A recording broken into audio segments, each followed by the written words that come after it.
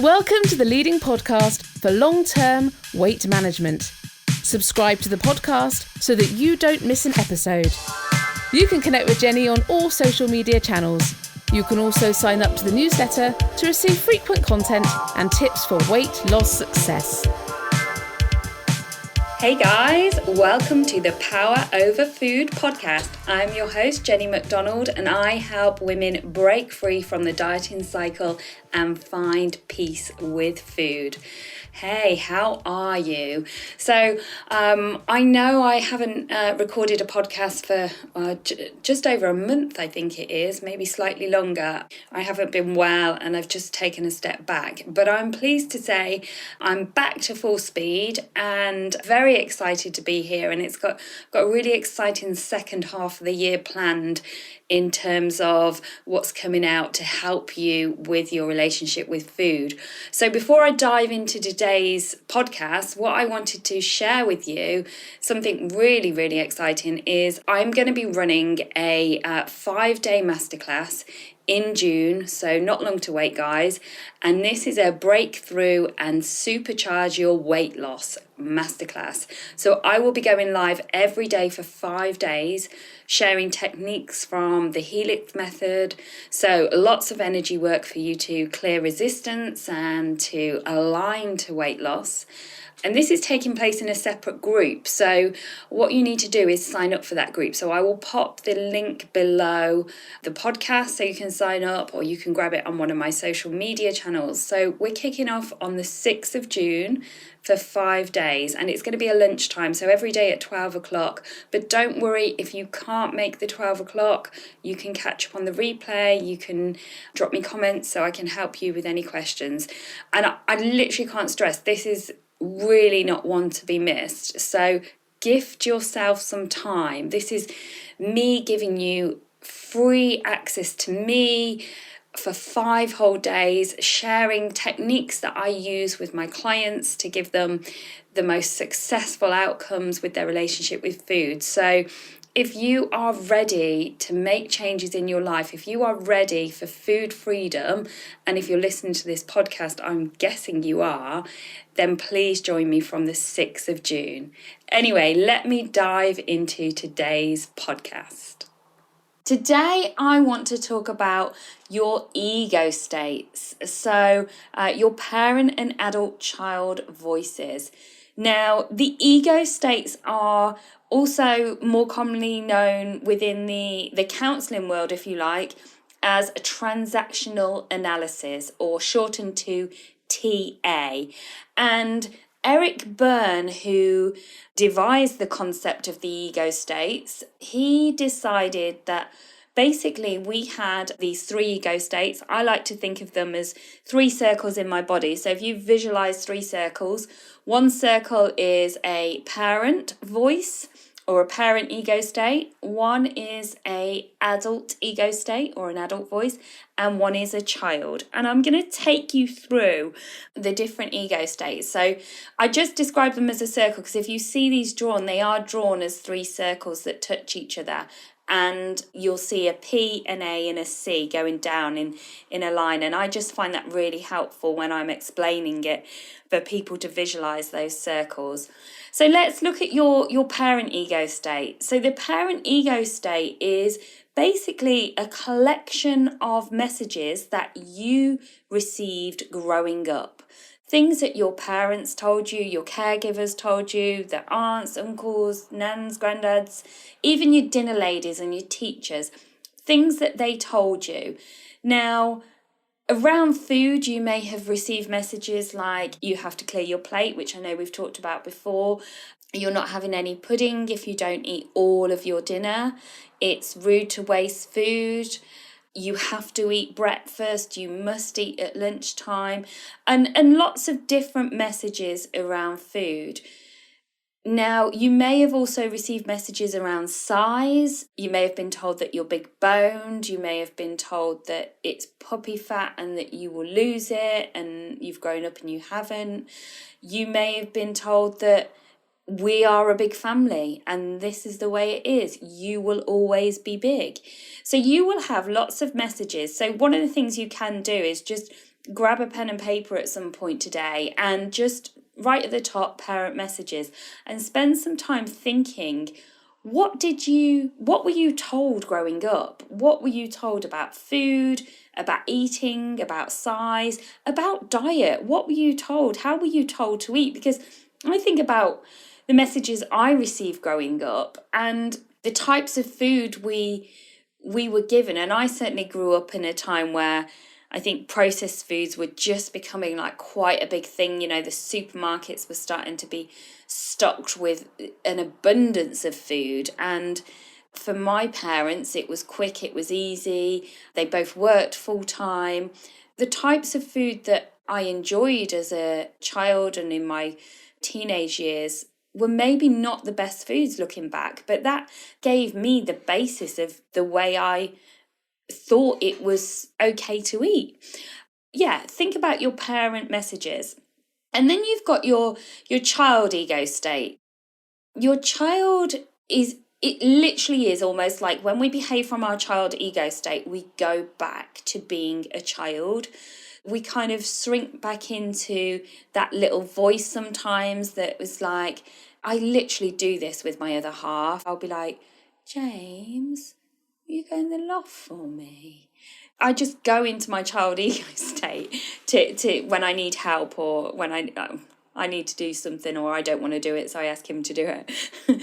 You behave like you did when you were a child. Now, around food, that might be like, oh, do you think it's okay if I have a chocolate? Because I've been really good today. So I could have some. It's within my calories. So if you hear yourself saying things like this, but you've also got your rebellious side to you when you're a child. So it might be the, oh, stuff it. I don't care. I don't care if I'm going to diet because I'm doing this. And I don't care if I said I was going to eat healthy today because it's just been a rubbish day. So I'm going to have this. That's your child ego state. And quite often what happens is the parent and child will talk to each other. The critical side of your parent might say something like, oh, you shouldn't be doing that. That's not good for you. That's not healthy. And your rebellious part of your child will be like, oh, well, I don't care. Stuff it. It doesn't matter. Who cares? Nobody else knows. And they literally can go back and have conversations like your nurturing side of your parent might say, oh, you've been ever so good today. I'm really, really pleased at how well you've stuck to your plan all week and you've been to the gym. I think you deserve something. And the child ego will be like, oh, maybe I do. Yeah, maybe I do deserve something. That would be really, really nice. And maybe I could just have that cake that's in the cupboard. And then as soon as you've eaten it, the critical parent goes, oh, what have you done that for? You're so stupid. You shouldn't have eaten it. I knew you couldn't stick to things. I knew you were going to ruin it.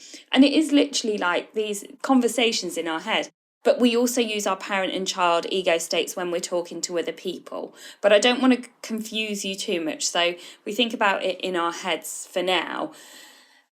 Now, the good news is we also have the adult ego state. So your adult voice is the voice that is the voice of reason, if you like. It's logical, it's balanced, and also it's not so emotionally attached. Your parent ego state has got all the messages that you were given growing up, maybe that food is a treat, food is a reward, that it makes you feel good, that soup makes you feel better when you're poorly, or dry toast. And then you've got your child ego state that finds that comfort in food, and it's like, oh, maybe I could just have this because I'm feeling really vulnerable or sad or lonely. And the adult is literally logical. So the adult would be like, you're actually not that hungry. Physically, you've already eaten X, Y, Z today, and you're going to have a meal later, so you don't need it right now. That would be the adult voice. It's just logical. And I always use the example for the adult that if you were in a restaurant, you'd had a meal that was really nourishing and satisfying, but you were completely full up. The adult voice would be the voice that looks at the dessert menu and says, do you know what? I'm actually really full. I don't want dessert. And it would just be really logical. They look amazing. They sound amazing, but I don't want it. Have you heard that one? Because I know until I'd done all my work on my relationship with food, I would never have heard that adult voice. I would have heard the child going, "You're out for a meal, come on, you can have dessert." And the parent voice going, "Yeah, come on, let's nurture you with food because you've been good all week."